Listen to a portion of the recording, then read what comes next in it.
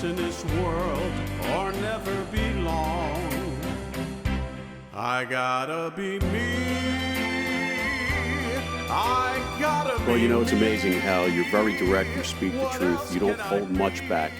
And you mentioned Frank Sinatra's name, so I think we should talk about the dealings that you had with Frank Sinatra and some of the things that happened in Las Vegas when he refused to pay a $50,000 gambling debt. Right. Well, what happened was this. He didn't refuse to pay the $50,000 marker. He wanted the $50,000 marker like he usually gets when he works the Sands, and this was opening night. And Pat Henry was his comedian. And they were at the crap table with Sammy Davis Jr., Eddie Fisher, Vic Damone, me. And I'm a casino boss at the time. And Carl Cohn's the casino boss himself. He's the head, the #1 casino boss. He represented the Cleveland mob, where Meyer Lansky later on was affiliated with. And so Carl Cohn, a Jewish guy, tough though, when Sinatra said to me, I want, hey, Tony Knapp, where's my $50,000 marker before I do the show tonight? I want to gamble. And I said, Howard Hughes takes over at midnight tonight. Carl Cohn's the casino manager with the Cleveland mob. I said, he sold the Sands to Howard Hughes' man, Bobby Mayhew. And you never saw Howard Hughes. He was at the Desert Inn down the road in the whole top floor with private security. So he sent Mayhew to buy the place, and Mayhew was there and said, no markers, no credit cards, no handshake loans, till we check everything out with the bookkeeping. They had to settle up with all the debts and the chips. So if you have $1 million in chips, you better have $1 million in cash in case everybody cashes their chips. That was the gaming law then. So now, Carl Cohn told Frank Sinatra that Sinatra was drinking. He had Jilly Rizzo there, who at one time was a controller in a number business for my father, and I winked at Jilly, stay out of this. This is serious stuff. When I do my wink, they know what I mean. So Frank Sinatra went with Carl Cohn to Carl Cohn's suite on the 3rd floor at the Sands, which we called the Tower, and Carl Cohn beat the hell out of him because Frank Sinatra abused that casino manager in front of everybody, in front of the employees, and that's a no-no. So Sinatra called him everything in the book. Sinatra's favorite word was bum. You're a bum. He called if he didn't like you, he'd call you a bum. And if he loved you, he'd call you a bum. He called some of the broads bums, too, but he meant in a lovable way. One of the casino guys comes over to me, whispers in my ear at the table. I go up there and I explain to Frankie, I said, Frankie, you don't fool around with these guys. This is not from here to eternity. This is serious business. You're lucky you're alive. I said, and your guys, they're not going to do anything here. I said, I'm going to be on your side. I said, I'm going to support you. You're going to get to the doctor because your mouth's bleeding or whatnot. I said, but you can't get the damn marker because we don't own the place anymore. I said, but if I had it in the cage under my name, I give you the freaking $50,000 under my name.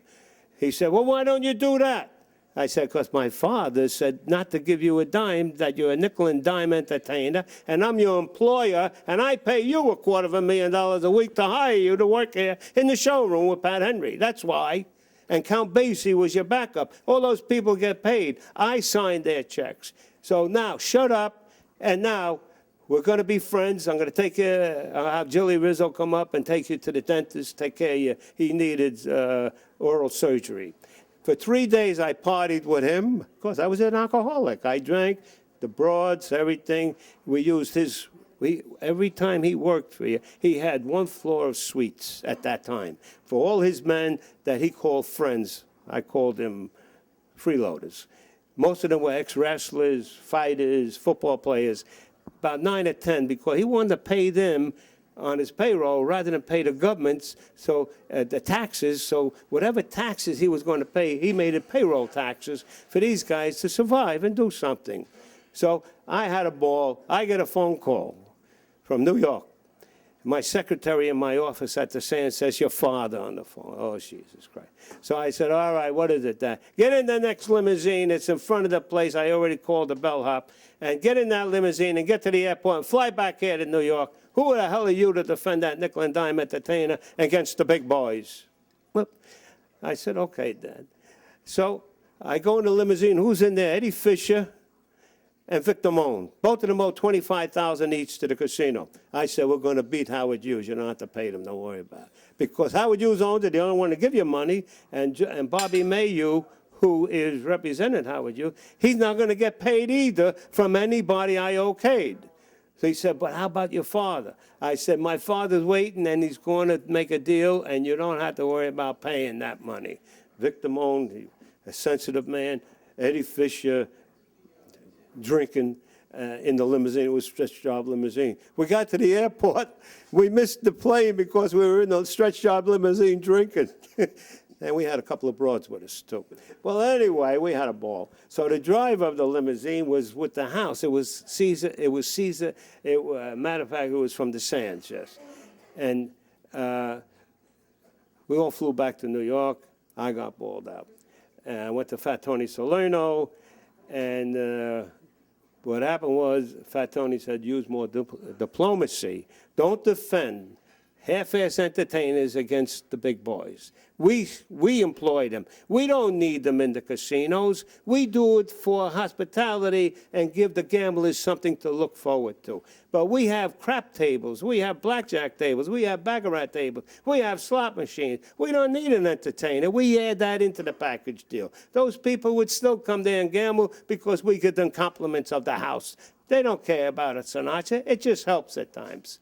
So he said, from now on, you listen to me, Fat Tony Salerno told me. Anything happens with your father, and if I outlive him, you come and see me. And that's what I did later on in life. That's why he put me on the honor roll. If you like the Tony Knapp interviews, you will have to read his book, My Father, My Don. There is much more information than what was in the interview, and I am sure, like me, you won't want to put the book down. So to find out how to purchase this amazing true story, just go to Tony's website at www.myfathermydon.com. Segment 4, Tony talks about the famous women he hung out with, like Natalie Wood, Debbie Reynolds, Shelley Winters, and much more. So tune into the next segment of Celebrity Talk. I got